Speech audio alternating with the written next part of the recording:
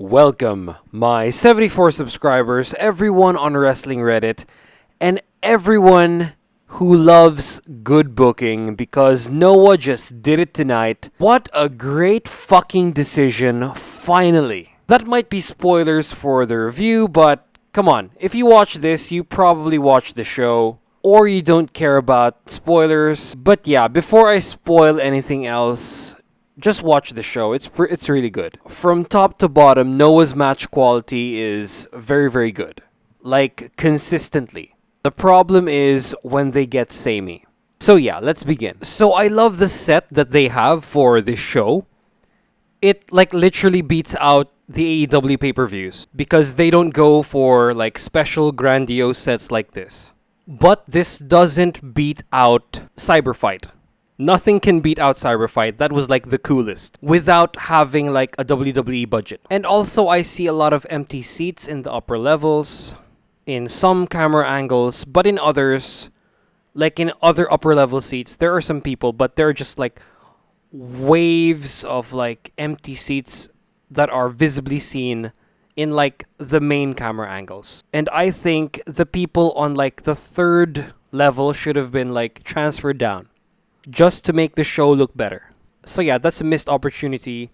The first floor is full though, but like second and third not so much. So for the first match of the night, it's an 8-man tag team match between the team of Daisuke Harada, Atsushi Kotoge, Yohei, and Extreme Tiger against Shuji Kondo, Tadasuke, Hajime Ohara, and Hiroki, or High 69, as like a lot of people like to jokingly call him, including myself. High 69 just sounds a lot more entertaining. So yeah, this match starts off, or like, maybe I should put it like this. For 6 out of the 8 people in this match is just like a highlight reel, like it's a showcase of what their moves are, done in a really fast pace because it's an opening match and it's a juniors match. But yeah, it's a fun, nice introduction to all of these wrestlers. If you are a new viewer, they do their usual entertaining fun stuff. So for example, Tadasuke, he does the yeah baby and like the fake punch to DDT combo. Extreme Tiger does his like fake jump to the outside. Kotoge, I don't think he has like a specific thing, but he does a really beautiful looking Hurricane Rana from the top rope, and this is one of the spots of the match again. For Hiroki or High 69, he does the lion salt pin, and then he just gets beaten up. And for Yohei and Hajime Ohara, I'm kind of disappointed. They were the least featured among their teams. We don't really get to see Yohei's full capabilities here. And same with Ohara, who was just in the ring for like a split second. The man gets his ass kicked and then he tags out to Tadasuke. But the two top performers of this match are Daisuke Harada and Shuji Kondo, and I think this whole match here is setting up for like a singles feud between the both of them. Because my god, every time these two were facing off against each other, it was like a singles match that's like TV main event level and might go up to like pay-per-view undercard because of that finish, which is the best spot in the match. So yeah, before I get to the top spots of the match, this match is like fits where it is. It's like a pay-per-view opener, TV undercard match. It does well to open the show, showcasing everyone. And yeah, that's all it needs to be. And plus, it managed to set up a feud between Daisuke Harada and Shuji Kondo, which I think would be a good match. And yeah, the Congo team managed to do their like 4-person taunt, and this is always entertaining. The juniors also did like a 4-corner dive to the outside, and yeah, this looks cool. But it's not gonna be like one of the spots of the match. It's like honorable mentions, but I've just seen these moves too many times that it's not gonna make it to like the highlights so easily. So yeah, for the spots of the match proper, number 3 is the fake out punch to the DDT combo by Tadasuke on Extreme Tiger. And I like that in this situation, it's used to counter like Extreme Tiger's finisher. So yeah, this is number 3. For number 2, it's the beautiful Hurricane Rana from the top rope by Kotoge on High 69 or Hiroki. And then for the number 1 spot of the match, it has to be the ending where fucking Shuji Kondo, he lariats the shit out of Daisuke Harada, taking his head off. This was like a stiff lariat. And then he goes for another one and then wins the match 1-2-3. So yeah, this match overall, I already said this multiple times. This does its job to open the show. It focuses on 2 of the wrestlers, and that's Harada and Kondo, sets up for their feud, and yeah, it gets me excited for the feud, and it gets me hyped up for the rest of this show.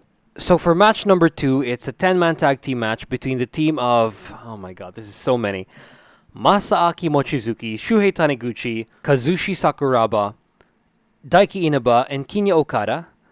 The listing here is wrong because Yoshiki Inamura is listed for this match, according to Wrestle Universe at time of recording. So yeah, get to that. Against the team of Hijo de Dr. Wagner Jr., Rene Dupree, Simon Gotch, Stallion Rogers, and Anthony Green. And again, just like the previous match, at least for the first half, or before Kinya Okada gets tagged in, this is just a showcase for each of the competitors. They all have their time to shine, they all get beaten up a little, and all of them performed really well without any botches.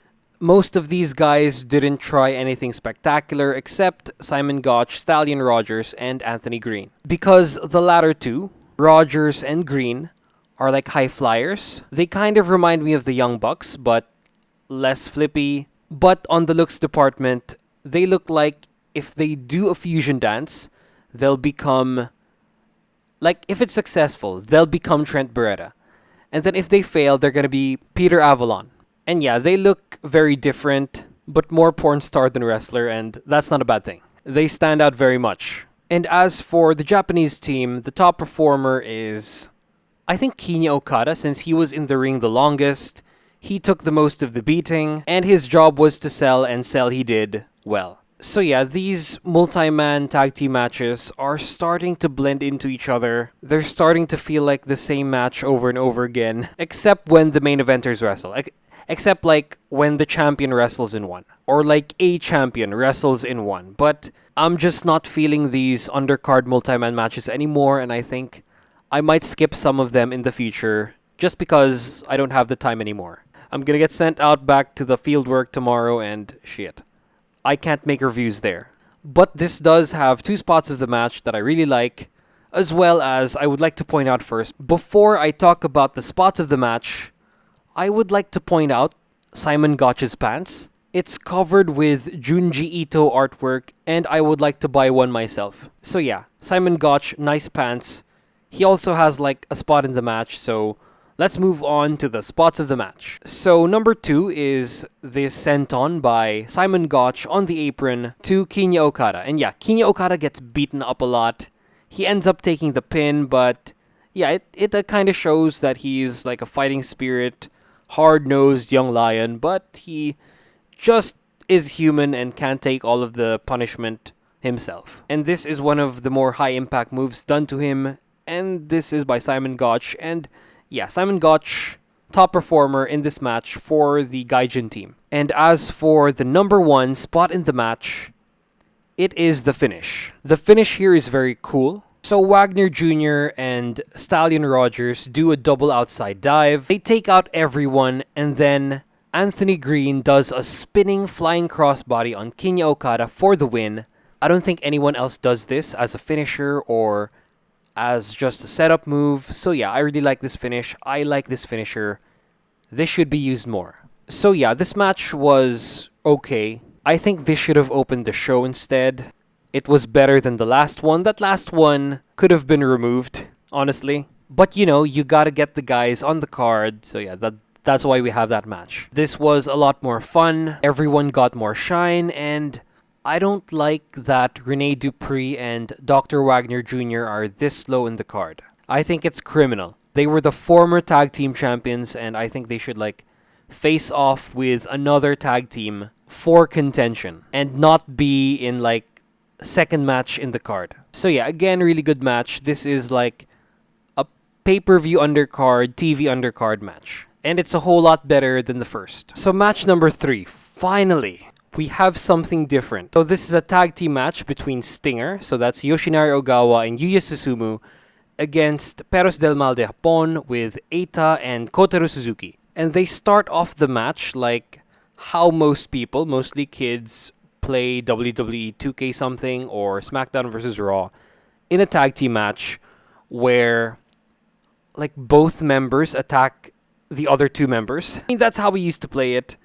The non-legal person always attacked their non-legal person. And then Perros just practiced it in real life right here. So Kotaro Suzuki was in the ring having a strike battle with Yuya Susumu while Eita was beating the shit out of Ogawa outside. And Eita doesn't let up. He uses a water bottle, pours some water all over Ogawa's head and shows him massive disrespect. While in the ring, we actually don't see it happen, but Yuya Susumu gets cut open. I think this happened off camera while Eita was beating up Ogawa. But yeah, Susumu's like right eye gets cut, and this is clearly an accident, but it adds to the drama of the match because Kotaro Suzuki has something to work on now. There's like a massive target on Susumu's eye, so yeah, why not attack it? So this is the best I've seen Yuya Susumu.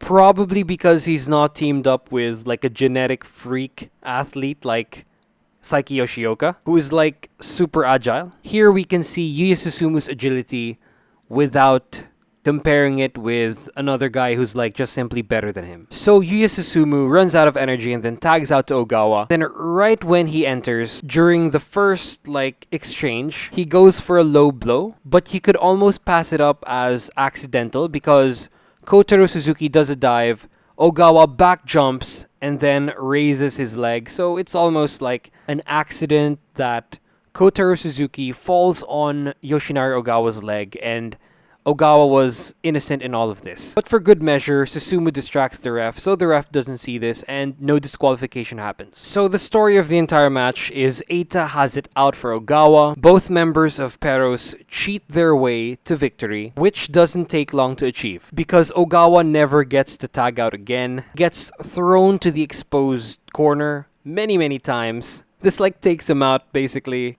Susumu just gets swatted out, and then Eita just puts him in an abdominal stretch and wins the match. So yeah, this match was short and sweet. It was like 5 to 6 minutes and it was more effective than the first two opening matches. I'm starting to like Perros, as well as have more respect for Ogawa and Susumu, who are like awesome storytellers, along with the other members of Stinger. So yeah, really good match, pay-per-view undercard, and I think TV main event match. This had a nice story, this ends abruptly. There isn't like an epic race to the finish. It's purely there to set up and continue the rivalry between these two factions. And shit, Eita just destroys Ogawa. He doesn't let go of the hold until like after a few minutes. I think their celebration plus entrance was longer than the actual match, but the match was effective, it moves on the feud, it told a nice story, it was pretty funny as well, and it didn't waste my time, basically. So yeah, best match of the night so far. So match number 4 is a singles match between Ninja Mac and Dante Leon. And before I start talking about the match, Anthony Green joins commentary. And he's very well spoken, can understand whatever he's saying, unlike one of the commentators. And I like how he's a babyface. He put over his opponents as well as the people in the match. So yeah, great get for Pro Wrestling Noah, Anthony Green is. So they start out the match hyping it up as an air show. But instead, the actual wrestlers start the match on the ground. They do a lot of good mat wrestling, and I don't understand why Ninja Mac's rating in Total Extreme Wrestling, in that mod that I downloaded, is so low when it comes to like ordinary mat wrestling. Because he's pretty good here.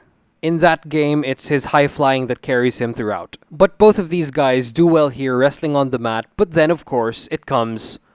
The high flying starts off with Dante Leon doing this like fucking cutter that starts out with him on the second rope, and then he jumps off of this, uses his hand for support on the top rope, and then he flips forward and then does a cutter from that position. I'm gonna post a video of this, so it's fine. Apparently it's called the Divine Cutter, and it's gonna make it to spots of the match. So they have the air show that was promised, but it isn't the type of like high-speed spot fest where the moves don't get time to breathe, because here it's like high spot move, stop, rest, and then another high spot move. It's not a Star Wars prequel's lightsaber battle. But it does eventually become too much. The match's story gets lost in all of the high-flying moves. The high-flying moves are like fucking awesome, and I've never seen this before in my life. So yeah, I think this match will be better served if I'm gonna talk about the spots of the match. And yeah, before I get to that, one more thing.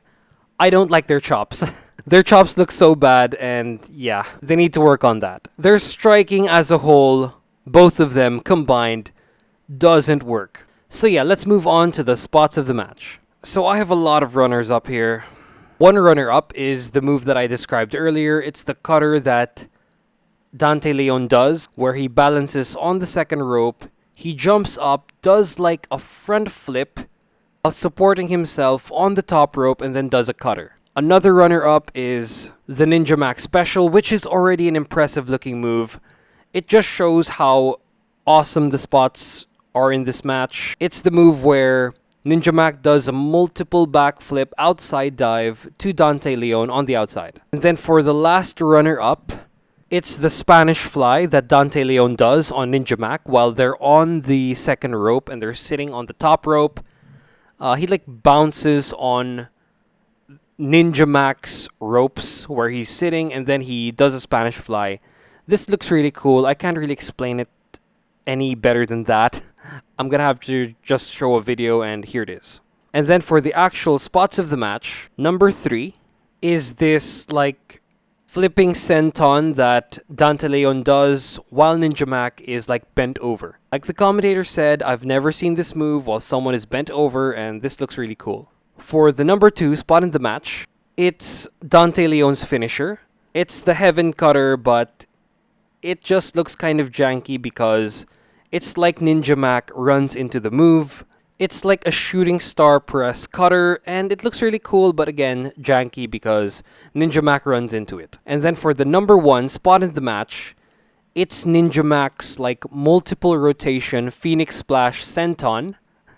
His like finisher that he does on Dante Leon while Leon is on the floor. This is the most visually impressive spot, and I like the camera angle that they used because if Ninja Mac like just missed it a little bit, it wasn't obvious because of the camera angle that we see it in. So yeah, this match was freaking insane. Storytelling was a bit off though, but I got to see a lot of cool shit, so I'm gonna give it a rating of TV show, main event, and pay-per-view undercard match because it just like had so many things that I haven't seen before. But if done over and over again, it gets old and then it just raises my expectations for everything. So yeah, great match. Could have been better. I'm glad that Ninja Mac won. Okay, so after this, we have a tag team match between the team of Rob Van Dam and Masato Tanaka against Nosawa Rongai and Super Crazy. So yeah, this is a hardcore tag team match, but there's tagging involved. Why have tagging be a thing if this is a hardcore match anyway? There's no disqualification. What's stopping the guy from just going in and like helping out his teammate? I think this is a pretty decently sized oversight that a company such as Pro Wrestling Noah that doesn't do much hardcore or no DQ matches are excused to make this time. But in the future, come on, just make it like a tornado tag team match because tagging is like of no importance here. It contributes nothing to the match. So this is a match between 3 ECW legends, Rob Van Dam, Super Crazy, Masato Tanaka, and the alleged booker of Pro Wrestling Noah, Nosawa Rongai. So all of the fans who watched the rise and fall of ECW, that like DVD that they released back in the day, in like the 2000s, all of those fans will rejoice because this is bringing back ECW. And no one actually watched the actual product unless you're like over 30 or like 40, more likely 40. Because I'm one of the fans who just watched that DVD and was a fan of like the one night stand shows, but I never really got into like ECW itself. So I love how these guys just get right into the action. They drop the whole facade of the whole tagging in and then they just bring out the weapons. They turn it into a hardcore match right away. And it's not one of those like weak ass Extreme Rules matches that the WWE does. And it's not like the Anarchy in the Arena or Blood and Guts where everything is calculated. Maybe less so in Anarchy in the Arena, but they do spots there. Again, like I said, it's more calculated, but here it's like more of a grounded. It actually feels more like a street fight because the heels just hit their opponents on the head with various objects, while the faces do actual spots. Like Masato Tanaka does like a dive on Wrong Guy while Wrong Guy is on the table, and then the Japanese hard table breaks. So yeah, this whole thing was pretty messy. I did like though how they did the chair shots. I love that the chair is gimmick so that you can hit a person unprotected and then the seat just pops out and it looks devastating all the same, and more devastating than hitting an opponent who has his hands up or like simply not hitting an opponent in the head with a chair at all. But yeah, this was impressive because these are some like old dudes who are still willing to do hardcore matches. Although this isn't like one of the hardcore matches today like in GCW or in AEW, or hell in any of the cyberfight promotions where it like feels uncomfortable. This feels like it's a controlled environment, but at the same time it's a bit messy. It's just people hitting each other over the head with weapons in devastating fashion. So let's get to the spots of the match. Okay, so number 3 spot of the match is the finish by Rob Van Dam, where he goes for the 5-star frog splash, and I like this. I'm putting this at number 3 because he still has the best frog splash in the game. Seth Rollins does it, Kevin Owens does it, and I'm sure a lot of other people do it, but Rob's is still the best. The one that might be encroaching on his 5-star frog splash is Powerhouse Hobbs's, because at that size, he manages to get the full motion. And then for the number 2 spot in the match, it's Nosawa Rongai's guitar shot on Masato Tanaka, unprotected. And yeah, this one made a really loud noise. They telegraphed it for a long time. They should have had someone who could play a guitar do this, just so, like, for greater effect. But Nosawa Rongai just, like, slapped on the strings and hit Masato Tanaka in the head with the guitar so fucking hard that it's gonna make it up to number 2. And then as for the number 1 spot in the match, it's the, like, splash that Masato Tanaka does on Nosawa Rongai while Rongai is on the table. This looked really good, and Masato Tanaka like really landed on Rongai. And again, I know I say this a lot, and the actual wrestlers might be offended if I say this, but at that age, you're still doing that, and it's still impressive. So yeah. So this was a fun match. Nothing really much in it. I think the last match is better, just because they do things that I've never seen before, so that's why this match is not gonna top that one. That one slightly edges this one out, but it's still gonna be like a minor show, like undercard match and a pay-per-view undercard match. This isn't like main event quality. It's just like a good undercard match. So yeah, nice to see RVD back. I hope he like wrestles in a singles capacity against like a champion or something.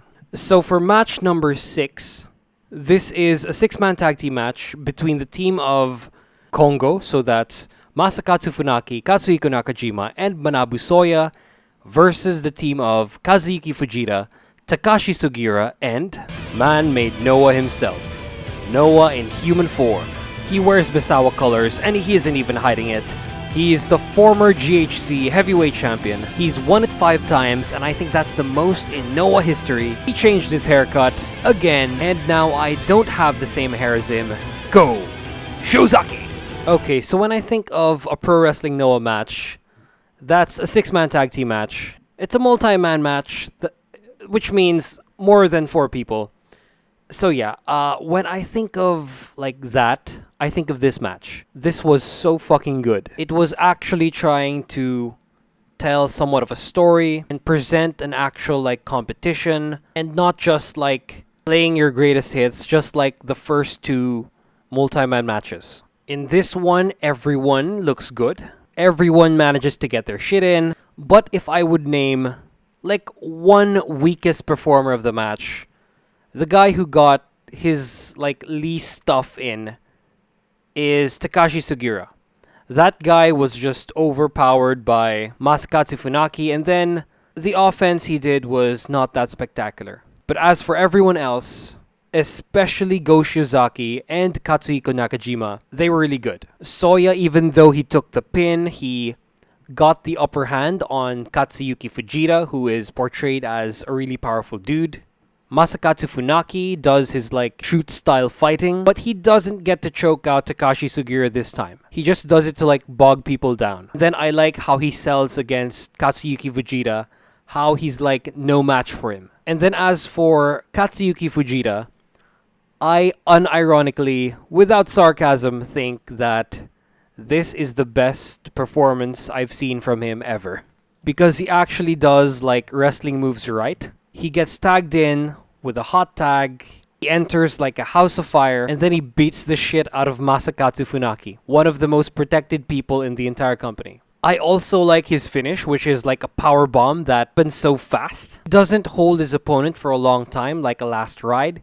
It just goes up and then he slams him right back down. Really good stuff here from Kazuki Fujita, but I think that's mainly due to the amount of time he was in the ring. But I think he was made to look too strong because he was beaten the shit out of by like all three members of Kongo, like in a 3v1, and then he still managed to overpower Soya. But overall, Fujita was good here. Then as for Nakajima and Shiozaki, holy fucking shit. Their whole like 1v1 strike fight in the ring has to be a spot of the match. They hit each other so hard that the strikes were louder than the audience's claps. And this is an audience of like thousands of people. So yeah, really good match. Let's get to the spots of the match. So number 3 is this lockup by Go Shiozaki and Manabu Soya, where Soya like goes Super Saiyan. He has this funny look in his eyes and it makes this lockup like number 3. It was just so good. And then for the number 2 spot of the match, it's the finish where Fujita, after being overpowered by Soya, gets cheered on by longtime rival Go Shiozaki, who is his teammate in this match. This causes him to hulk up, lariat the shit out of Soya, which leaves them both standing, and then he delivers his powerbomb that I really like. So yeah, really nice finish, but this isn't number 1. Number 1 is this entire striking sequence between Go Shiozaki and Katsuhiko Nakajima that was louder than the crowd. I could listen to this for hours. They just hit the shit out of each other with strikes, and the Nakajima slap is even here. So yeah, it just shows how valuable these two guys are to the company and that they should be in the title picture all the time. Go Shiozaki, Katsuhiko Nakajima, Kaito Kiyomiya, and frickin' Kenoh should be like the big 4. And they shouldn't be losing matches against old dudes from other companies. Or hell, old dudes from their own company. So yeah, this match was really good. It told a nice story, it had purpose, and it wasn't just like a showcase of their greatest hits. I have to say that again because that's how like most of Noah's multi-man matches feel like. So yeah, this is the best match on the card so far, and it's not even close.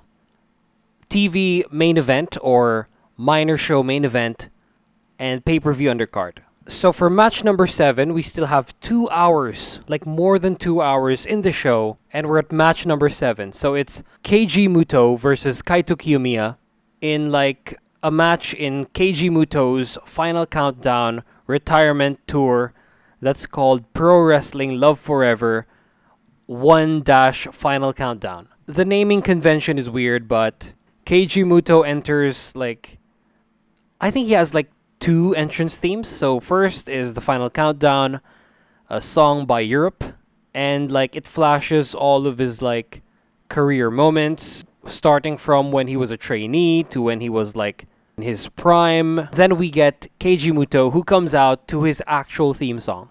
And this better like escalate and escalate the closer he gets to the fifth match. That's like the only way this will work. But I don't know, because the first match is against Kaito, so I wonder who the second, third, fourth, and fifth matches are going to be against. It has to be like all singles and then against people from other companies. Or it could be Go Shizaki.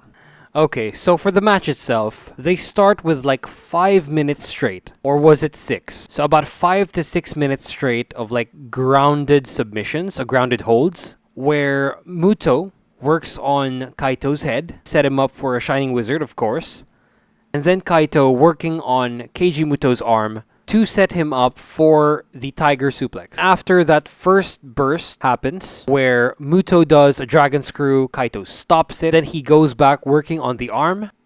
Rene Dupree, on commentary, starts talking. And I like how he's more of a play-by-play and not a color guy, because he explains Kaito's tactics, which is to go for Keiji Muto's arm, so he can't do like a Dragon Screw. So this becomes a thing in the earlier parts of the match, where Muto keeps doing this, and then Kaito stops it and then goes right back on the arm. And this time, for like the second one, by arm I mean he goes for a fucking cattle mutilation. And I love how Kaito stops the Dragon Screw. I've never seen this done before, where he just like steps on the floor to stop himself from spinning. I don't think like anyone does this. And not only is it impressive to watch, but it's sort of impactful since there's a big step happening.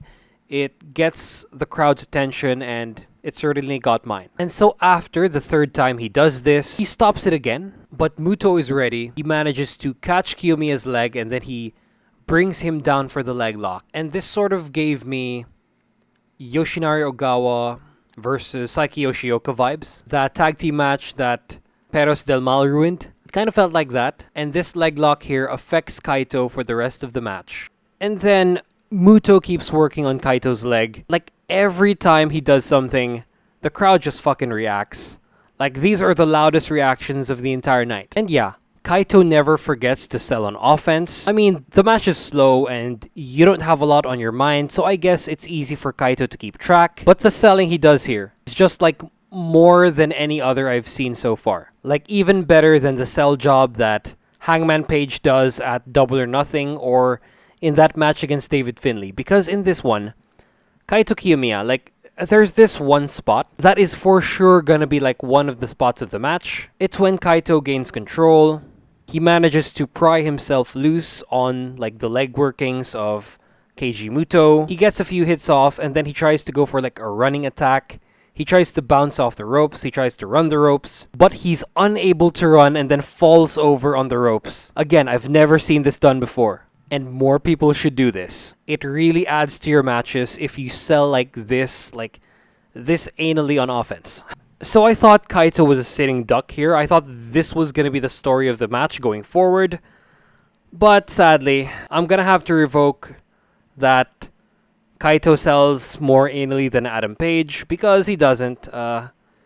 He like heals up from his leg injury, and then even if Rene Dupree said that something is torn, Kaito starts running again and he starts doing like high risk stuff for like low reward. I mean, it looks cool, but it isn't worth like giving up the injury you're selling. I can accept the first running knee that Kaito does, but the part when he was launched up out of the ring and then he hits the ramp hard, I think he should have collapsed right there, and that would have added more to the story of the match. But instead, he lands, he just like shakes it off, and then he goes for like a running Dragon Screw where he goes through the ropes and then hits Keiji Muto's legs and then like brings him down.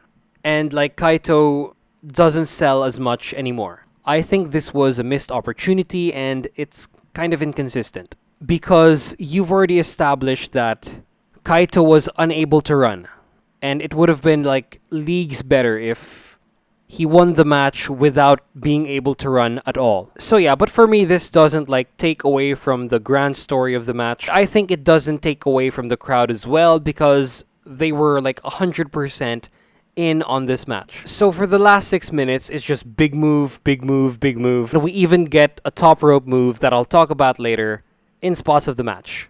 And then the finish here, holy shit, I really like it. Because it's not Kaito going for his finishing move. Instead, he just targets the legs even more, and then he makes Keiji Muto tap out with a figure 4 leg lock. And this doesn't usually happen in matches that aren't like against weaker opponents. Like most of the time in American wrestling, it's either your finisher or a roll up against like anyone who's in level playing field as yourself. But here, Kaito just like destroys Muto's legs and then he makes him tap out with a figure 4 leg lock. I fucking love this ending. It's unpredictable and it like makes sense throughout the story of the entire match. Because if he finished him with like a tiger suplex, I mean, Kaito really didn't work on Muto's body a lot, so it wouldn't make a lot of sense. But here, if we have like the SmackDown versus Raw like body meter, Muto's legs would be red as well as Kaito's. So it would make sense to make him tap out with like a figure 4 leg lock. So now let's move on to the spots of the match. So my only one runner-up is like the triple Shining Wizard that Keiji Muto does. It gets a loud reaction when Kaito kicks out of it. Yeah, it's shocking to have this happen to like anyone. 3 finishers and then you kick out of it. That only happens in like retirement matches. Because if it happens anywhere else, it'll like bury your finishing move. So yeah, for the spots of the match proper, number 3 is when Kaito falls over after trying to run. I really love this spot and I think they should have like stuck with this the entire match. I would have loved if like there was an added thing where Kaito isn't able to run and then he somehow wins. That would have made this match like 5 stars for me. But yeah, it was like all good all the same.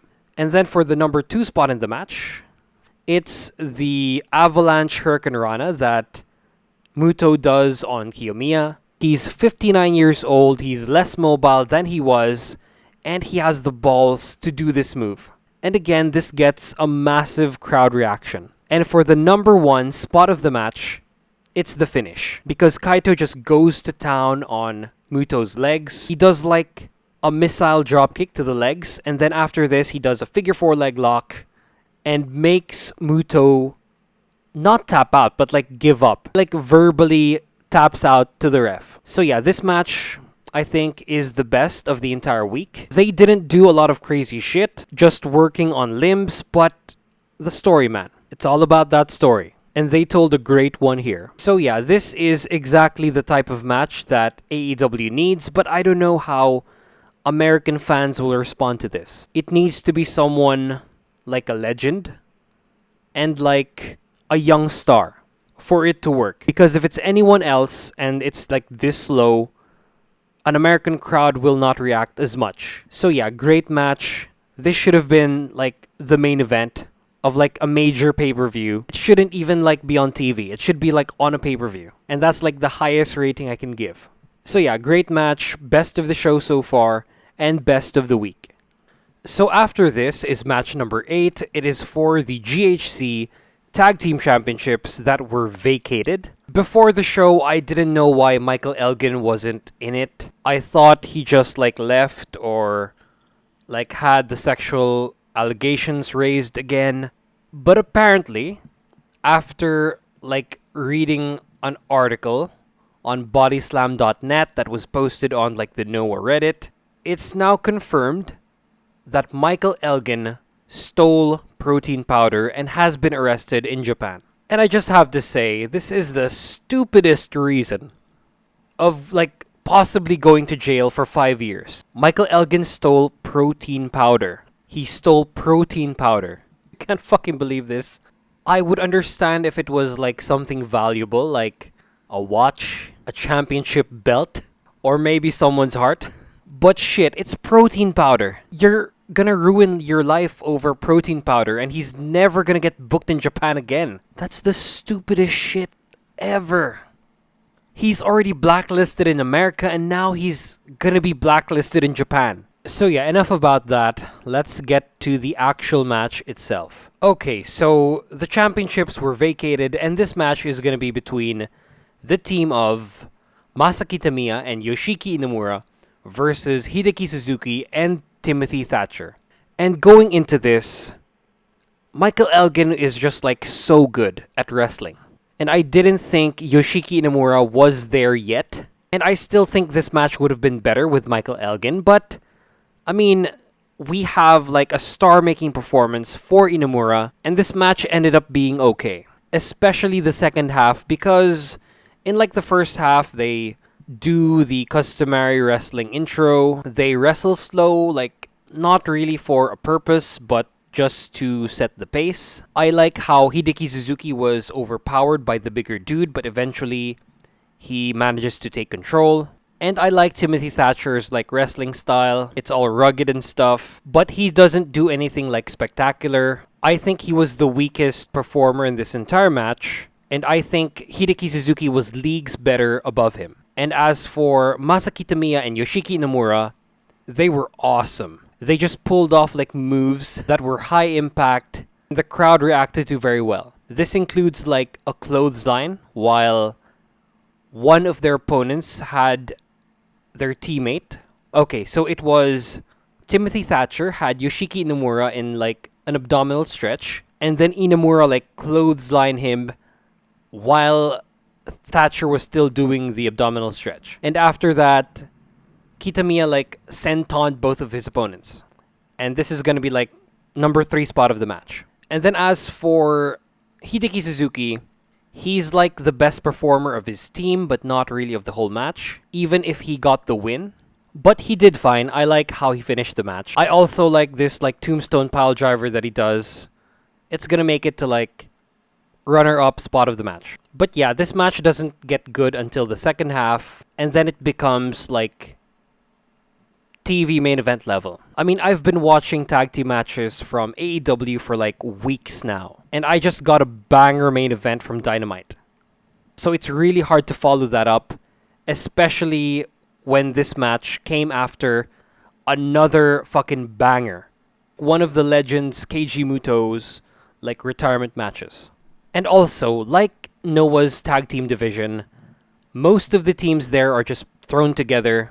They like have no tag team chemistry, and when they're wrestling, it's like a singles match. So that's kind of what this match felt like. So yeah, let's head to the spots of the match. So number 3 is the one I said earlier. It's the Masaaki Tamiya clotheslines Timothy Thatcher, and then he does like sentons on both of his opponents. Number 2 is like an abdominal stretch by Hideki Suzuki on Yoshiki Inamura, and then Inamura has to like make his way, like fucking suffer his way to the ropes. And this got a good reaction and is a nice story moment of this match. It really made Inamura look strong. And then for the number 1 spot of the match, it's the finish, where Suzuki suddenly turned into a member of the Blackpool Combat Club and then like did the elbows that the Blackpool Combat Club does on Inamura, and then he gets him in a like rear naked choke for the submission win. And it's like a feint submission and not a tap out. So yeah, we have new champions, Hideki Suzuki and Timothy Thatcher. I don't know about this tag division, man. Those belts should have stayed on Dupree and Wagner Jr. They were like the only cohesive team in the entire company. I mean, Elgin and Kitamiya were starting to become one, but Elgin fucked up. He's not gonna come back, ever. So yeah, I'm pretty worried about the state of Noah's tag team division. Okay, so the penultimate match is for the GHC Junior Heavyweight Championship, and it's between Hayata versus Saiki Yoshioka. So if you watched all my previous reviews, you know that I am a big fan of Saiki Yoshioka. While Hayata is like just okay, he manages to deliver good matches, but never amazing. He has a great look, but it doesn't match up with his wrestling style. But in this match, I really like the working of Saiki Yoshioka's legs. I think that's everyone's go-to target when it comes to Saiki Yoshioka. I like the moves that they pull off, but I just think there was too much lying down and stuff, and not enough drama during submissions. Like, Yoshioka wasn't put in a dangerous enough submission scenario for us to care. And I also think that it's a crime that you're putting a cap on like Saiki Yoshioka's speed by working on his leg early.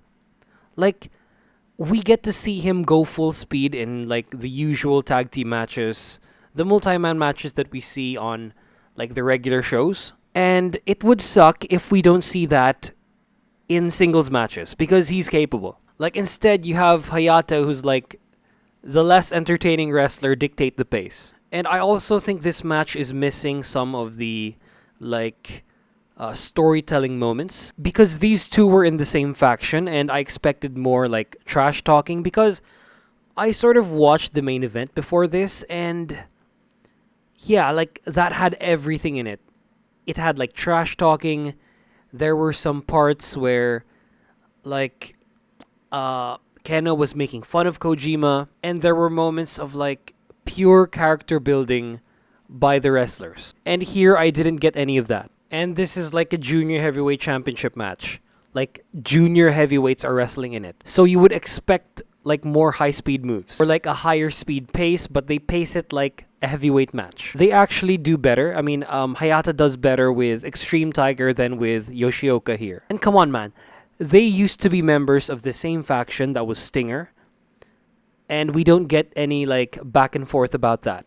It would have been cool if Hayata was like, you wanted this or you chose to leave us. That would have been like great because the English commentary knows Japanese and they would like easily just tell us this. And frickin' Ninja Mac on commentary. I mean, the guy talks more than Dupree does, but he's kind of introverted. He's not playing up to his character. And I know that like in Japanese commentary, when someone else, like when a wrestler is like guest commentator, they don't usually play up their character. But Ninja Mac like hides in a shell and becomes shy to talk. And I would know because that's how I used to talk. So having Ninja Mac on commentary here wasn't a good idea, and I think it took away from the match. And as for the ending, I really love how like Yoshioka's leg played into his downfall. Like on the way to the finish, he does like the spot of the night. He does like a big move. Hayata kicks out, and then when it looks like Yoshioka has hope to win, he goes for a buzzsaw kick, and then Hayata kicks his legs, and this sets him up for Hayata's finisher. And yeah, this ending here was really good, and it saves the match from being like completely boring. I'm not saying these guys are bad. I'm saying it's just this is a junior heavyweight championship match, and they should be working faster. Like a Kushida, like an Ishimori, like a Hiromu, like a Desperado, like anyone from New Japan's juniors division can work faster paces. And it's a shame that the champion himself, Hayata, isn't. So yeah, so let's get to the spots of the match. So for the spots of the match, number 3 is where we get flashes of like a high-speed match where it's like the only time that Saiki Yoshioka displays his speed. It's like a strike exchange early on before like Hayata takes away Yoshioka's leg. And then for spot number 2, it's the finish where Hayata kicks Yoshioka's leg, and then this sets him up for Hayata's finisher. Then for the top spot of the match is like the move that I think should have ended it, because Yoshioka gets Hayata in like a Styles Clash position, but instead of going forward, he like does a pile driver with it. And I've never seen this move ever before, and I think this should have like ended it. It looked like a finisher, it felt like a finisher, and I think it should have finished this fucking match. And I think Yoshioka was the correct winner here because like Hayata has been getting stale. People have been hating on him, and yeah, it would be nice to have like differently paced or like faster paced junior heavyweight championship matches, because Hayata just ain't it anymore. So yeah, so this match was okay. It wasn't like the best of the show. It didn't steal the show or anything. It just happened, and yeah, let's get to the main event. Okay, so for the main event, holy shit. I watched this before the Junior Heavyweight Championship match because I was so excited, so I skipped over that. And yeah, this... I'm just gonna say it now. This is match of the night. This beat out Kiyomiya versus Muto for me. And it's between the champion, Satoshi Kojima from New Japan Pro Wrestling, versus Kenoh from Kongo. And I think it's match of the night because it was different from everything else in the show while being better than everything else in the show. Because for like the rest of the show, we had like working on limbs over and over and over again. We had like one strike-based encounter with Go Shiozaki and Katsuhiko Nakajima, but here that's mostly this match. Like they started off the match with strikes. They barely did any holds. There was like fuck all working in this match of like any limbs. But instead, they had some really good character moments. Plus like some like subtle comedy. Not subtle, but it's not like overly pronounced. For example, there's this thing where like Kojima did his peck dance, and then when Kenoh got control, when he managed to throw Kojima out of the ring, he did like his like gun pose while kneeling, while doing Kojima's like tit jiggle or like peck dance. And it's moments like this that like divide an undercard match from the main event matches. And plus, the downtime here didn't feel like downtimes since they weren't like very long. And they started like lying down, like the both of them on the floor later on in the match. And I think in some of the downtimes, like when Kenoh got the better of Kojima once, like early on in the match, he started trash talking New Japan loudly on like the mic and the cameras below him. And then like there's a moment of like no selling that Kenoh does. And then it became a fight between Kenoh's kicks and Kojima's chops. And then for the second half of the match, they started doing like bigger moves, as well as they actually kind of worked faster than the junior heavyweights, because there's this awesome spot that I'm going to talk about later that like it's something that Ninja Mac would do, but I'm going to get to that later. And there's this awesome piece of character building, or like it's like a character moment for Kojima when he lariats Kenoh off of the top turnbuckle. So Kenoh falls over. It's a controlled, devastating landing, and then he gets counted out up to like 18 or like 17, 16, I forgot, but like it's almost 20. And then Kojima stops the referee from further counting him out, and then he picks Kenoh up and throws him back in the ring. And then for this, Kenoh gets Kojima in a Dojime chokehold and then like doesn't break the hold until like the 5 count. And then after this, it's just like big move, big move, big move. That could all finish matches. And then for the ending, it's a great move that I've never seen before. And I've said that so many times in this show, in this review. And yeah, it's no lie. Kenoh, who's not like known to be an aerial wrestler, pulls off a big diving move that nobody else does. And yeah, I'm gonna talk about that in the spots of the match. So for the spots of the match, okay, so one runner-up is when Kenoh does a bomaye, or like a kinshasa or whatever, on Kojima. So like he sweeps Kojima's leg and then he bounces off the ropes and then delivers like a running knee on the back of Kojima's head. God, I missed the bomaye. So yeah, and then another runner-up is when Kojima does a flying Koji cutter. Yeah, man this age does an aerial move. Really good stuff. And then the last runner-up, I didn't know which one to put here. Like, it's either this versus the third, but I decided to go with this. And it's like this spot on the apron where Kojima goes for a DDT. Kenoh like flips out of it. He like rolls out of it, ends up on the opposite side of the apron while Kojima's on the floor. Kojima tries to sweep his legs, but Kenoh does a cartwheel, like a Ninja Mac-esque cartwheel. Then he gets down to the floor and then delivers like a bloody sundae on Kojima on the floor. This looks really cool, but I think like a storytelling moment should make it to number 3 more than some cool move. And that story building moment that I've been talking about is when Kenoh gets knocked off of the top rope with a lariat. He falls over and then he almost loses. If Kojima just waited for the countout, he would have retained the title, but instead, He stopped the referee's count, he picked Kenoh up, and then he threw him back in the ring, and then because of this ends up costing him the match. Like, Kenoh gets him in a dojime chokehold, and then he doesn't break the hold till 5. Really good spot here, but there are just 2 above this. So number 2 is this kind of funny one, and then kind of awesome looking one, where Kenoh already hit the double foot stomp on Kojima's back, but then when he set him up for the double foot stomp on, like, the upper body, Kenoh misses. He, like, misses his finishing move. And then he, like, lands on his feet. He, like, pauses thinking he's fucked. And then Kojima lariats him. This was, like, a funny moment here, but also really cool. And then for the spot of the match is Kenoh's ultimate finisher. This is his burning hammer, I think. King's Road is strong in this one. So after landing the double foot stomp, finally, he doesn't go for the pin immediately.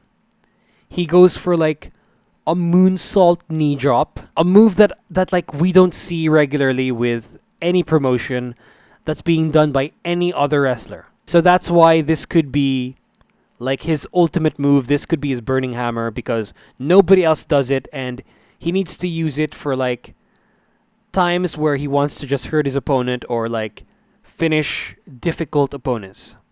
And plus points for looking fucking cool. So yeah, this is spot of the match, and overall, I fucking love this match. This just beat out everything this week on Dynamite and on Rampage and everything on this card, including Muto versus Kiyomiya. And plus, the booking was great because an old guy isn't the champion anymore. So Kenoh delivers a speech after, and then nobody comes out to challenge him. But he did have a nice promo though, but it sounds like an inauguration speech. He thanks Kojima, but he tells him that this is not a New Japan Pro Wrestling retiring home, and he successfully defends his company from an invader like Kojima. And I think this brings the Kojima story in Pro Wrestling Noah to a close, like, beautifully. This is how you should do it. Kojima shouldn't have been, like, having successful title defenses like maybe 3 or like 4 months in. This was the perfect time to, like, just get Kojima's title win out of the way and then give it to a younger dude whose main priority is the company and is someone you can build upon, just like the Three Musketeers, just like Tanahashi, Shibata, and Nakamura. I almost forgot because he's in the Darklands now. He's in Mordor in the Evil Company. And I kind of see Shozaki, Kenoh, Nakajima, and Kiyomiya as, like, Noah's big 4. They're like the Okada, Naito, Omega, and Tanahashi back in the day. Because I don't know who's, like, the big 4 of New Japan now. It kind of feels like it's just Okada and Jay White. So yeah, these are my match rankings, and this was a fucking awesome show from Pro Wrestling Noah, but it's nowhere near Cyberfight. Do I think it's better than Forbidden Door? I think Forbidden Door just ekes past this because of the variety. Things can feel samey in a Noah card, even if you put junior heavyweights in. First 2 matches really, like, were just highlight packages or something, but the latter half of the card really carried the show. And then I don't think anything can beat out Blood and Guts. So yeah, really good show from Noah. I'm gonna keep watching the product, but I'm just gonna be doing reviews of these big shows, or whenever it's, like, on Saturday, I don't know. I'm gonna be sent back to, like, the field, the wilderness, where I'll do medical shit, and I won't be able to make another video for another week. But yeah, I just uploaded this when it's up. AEW Dynamite Fighter Fest and Rampage Fighter Fest, along with, like, maybe 1 or 2 movie reviews. So you guys have lots of content to last you all week. So yeah, that's my review of Pro Wrestling Noah Destination 2022. I hope you enjoyed it, because I certainly did making this video.